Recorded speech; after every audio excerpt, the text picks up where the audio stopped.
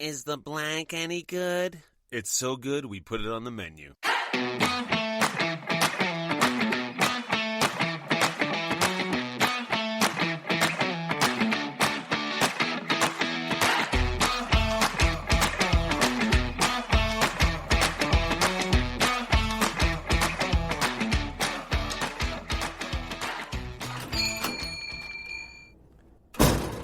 Come on in. The water's fine. Welcome to episode 2 of Behind Bars, Cocktails and Wasted Nights. I'm your host, Greg. I've been working as a bartender for over 20 years, and over those years, I've seen a lot. My goal here is to share some of those high and low lights with you. Quick warning. This podcast contains sex, drugs, and some language that isn't suitable for anyone under 21 years of age, so you gotta have some ID. Before you get settled in, you'll need a drink. For this one, I recommend a Paloma, and this is how I make them. You'll need some lime juice, some grapefruit juice, grapefruit soda, I like squirt, and most importantly, tequila. Grab a mixing tin. Pour in a half ounce of lime juice, a splash of ruby red grapefruit juice, and an ounce and a half of tequila. Pour in some ice, shake that shit, and dirty dump into a salted Collins glass. Top with squirt and garnish with a quartered grapefruit wedge. If you don't feel like doing all that shit, go with a shot of tequila and a key bump.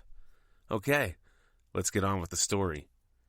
From 2000 to 2006, I was slinging booze at a dive bar in Burbank.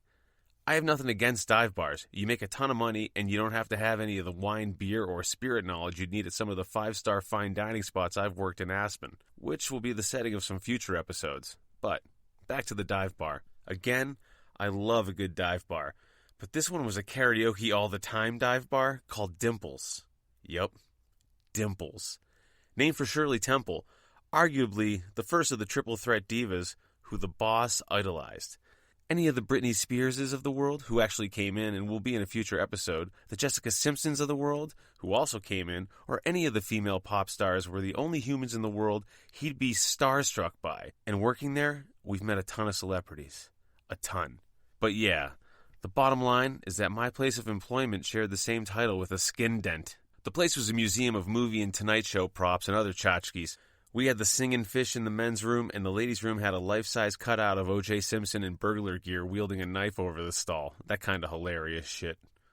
It was depressing as fuck, and also where I had the most fun in my life. By the way, 6 years after I left, this bar was on an episode of Bar Rescue under the title Karaoke Catastrophe. I shit you not. But I digress. Not only was I not selling screenplays, I was cracking Bud Lights for a crowd of LA Misfit regulars while listening to I Will Survive, Love Shack, and fucking Summer Nights over and over again. To this day, if I see John Travolta in anything, it triggers my PTSD and I want to throw myself through a window. We had 15,000 songs, but it was the same 40 that people sang night after excruciating night. Why didn't I leave? I made a ridiculously generous hourly, plus tips, and every time I was going to quit, the boss gave me a raise and another key to something. So, the regulars. We had Matt, a former stagehand who was put on disability after his pelvis was broken in an accident while moving the actual Wheel of Fortune for one of their remote shows. He had tall boy-sized prescription bottles of Vicodin that he tipped me in. He hated karaoke, but he drank there because it was 83 steps from his apartment. Then there was Larryoke, an Asian healthcare worker who'd bring his own 10,000 karaoke song CD collection and feed me the chalkiest, flakiest gravity blow that would constantly fall out of my nose, but what stayed up there got the job done. He actually got on Jimmy Kimmel one night. Look that shit up. Chappie was a tone-deaf karaoke enthusiast whose voice would create sound waves in the form of boxing gloves that would punch you right in the eardrums. It was so painful, you could feel yourself get heavy and age with every song. He never improved. I mean, even the ape learns to use the blade of grass to gather ants, but this guy never progressed. Robert was the stuttering stuntman, Ray was the British braggart brandy drinker who used to work in music publishing, and Jim was the window washer who only wore denim cutoffs with a gun belt with pencils in the bullet holders and squeegees in the holsters. I'm not kidding you guys. And finally, Johnny Blaze, a small Jewish former Gong Show regular who'd wear leather jackets with a ton of zippers, khakis, and he'd sing Elvis songs while performing amateur karate on stage. After his song, he'd go up to every single person in the bar and high-five them. Then you'd smell your hand after, and it was like a Pine Tree car air freshener. It's the weirdest shit. This was my life. What in the actual fuck? I had a college degree and a literary agent. Fucking L.A. So, a typical shift had me in at 5 to prep for a 6 open. The regulars would trickle in, and the repeated stories would begin. Then, my drinking. I'm actually not that much of a drinker. It's how I've managed to bartend for 2 decades, but sometimes you gotta cope. So when the same old story started spinning, and the odd drop-in requested Sinatra's My Way, the Jack Daniels came out. Then, I'd get a Vicodin off Matt. Then karaoke would hand me the gravity blow and the bindle to even out. This cycle would repeat itself with increased frequency till about 9 p.m. when the boss came in, the real crowd came in, and the regulars left.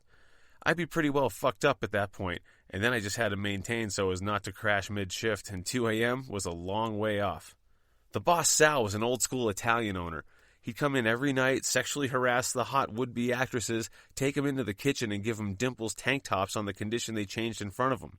If there was a birthday, the DJ would play Happy Birthday followed by the rodeo song, and I, like a Pavlovian dog, would immediately serve up a blowjob shot.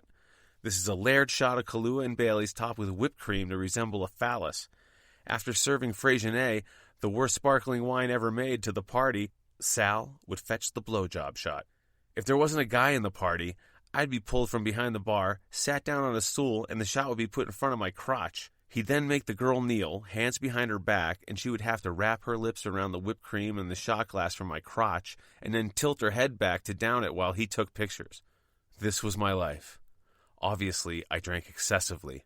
But, on the plus side, I got to bang a bunch of hot waitresses and guests from all over the country who moved to LA to be actresses, and even a porn actress, which will be the subject of a future episode. I also befriended a British kid who was an animator for Disney. We'd take ecstasy and go to Disneyland for free every other Monday night, and don't worry, those trips will also be on a future episode. Anyways, back to Dimples. So another reason I drank was the cash register in our beer storage. This will all make sense in a second. The register was one of those old metal ones with the wooden push buttons, and the beer cooler was kind of small, so we kept 4 Coleman coolers on the wooden floor planks stocked with beer and ice.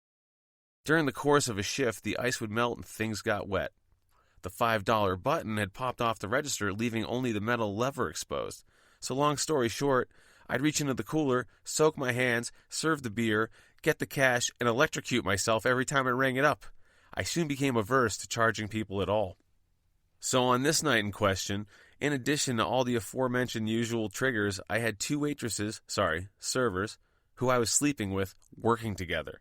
They didn't know about each other, but I was stressing. The last thing you want is a woman freshly scorned in a busy bar where they have access to a microphone. Private things could come out loudly. As if it couldn't get any worse, then my girlfriend showed up. Yeah, my girlfriend. You say I'm a scoundrel, I say I was 24. Regardless of my ethics, or lack thereof, I really started drinking then. Somehow, some way, everything stayed cool. My girlfriend left to wait for me at home, and the servers quietly finished up their night without incident, but I definitely started sprouting my gray hair that night, and I was smashed. The crowd started thinning out, and the karaoke host, Eddie Driscoll, the funniest unknown comic actor in L.A., was singing his Eagles satire, Hotel Karaoke. My stomach started gurgling. It was 1:30. Fuck. Eddie finished his song and put the servers up to sing I Touch Myself and approached the bar in his glittery rhinestone sport coat. I thought about heading to the bathroom. But Sal was in his spot in between each bathroom entrance where he'd just intercepted some starlets, and running by him would raise suspicion. Fuck. Can I get some change? Eddie asked, counting out a stack of ones from his tip jar. I burped puke into my mouth and swallowed it back down. I panicked for a second, then took some deep breaths. Fuck. Okay, that was the threshold. Cool. I was good. Sure, I said. I hit no sail, and the drawer opened, and without warning, it shot up my esophagus, and I projectile vomited into the drawer, against the back bar, the trash, and splashed it into the Coleman beer cooler closest to me. The bottles in the doghouse were covered in chunks, the beer water turned an orange pink, and it looked like someone dumped uncooked chunky soup into the cash slots. Both horrified, Eddie looked at me, and I looked at Eddie. We immediately looked to Sal, obviously enthralled with the girls. He didn't see a thing. We looked to the bar, and somehow all the last call stragglers at the bar had coupled up and were focused on trying to say the right things to fuck each other. No one there saw anything. The door guy was outside smoking. No one was left in the dining room, and my servers were on stage staring up at the monitor with the lyrics. "I'd get on that pretty fast. I'll block," Eddie said, obscuring me from Sal's view in case he decided to check up on me or come to the bar to get the girls' drinks. I grabbed every towel there was and the spray bottle and started scooping vomit off the 20s and quarters, wiping down all the bottles, draining the cooler water, and in under a minute, the crime scene was spotless. "Oh my God. Thank you, Eddie," I slurred. "No, thank you, buddy. I've never seen that before." We both laughed for a second, then he said, "I'm good on change, by the way." Well, it's last call, so let me give you a tip. If you're in a party, don't run one tab then split it 5 ways. You crush a server's spirit with that request. 1 tab, 1 card. Fucking grow up and use Venmo, you cheap bastards. Folks, it's been a blast. You don't have to go home, but you can't stay here. And a call to my fellow booze slingers. Send in your stories to cocktailsandwastednights@gmail.com. You can remain anonymous if you like. Thanks for listening, subscribing, downloading, and spreading the word. Don't be afraid to give me a good review, even if you're lying. We'll see you next weekend on Behind Bars, Cocktails and Wasted Nights. Cheers.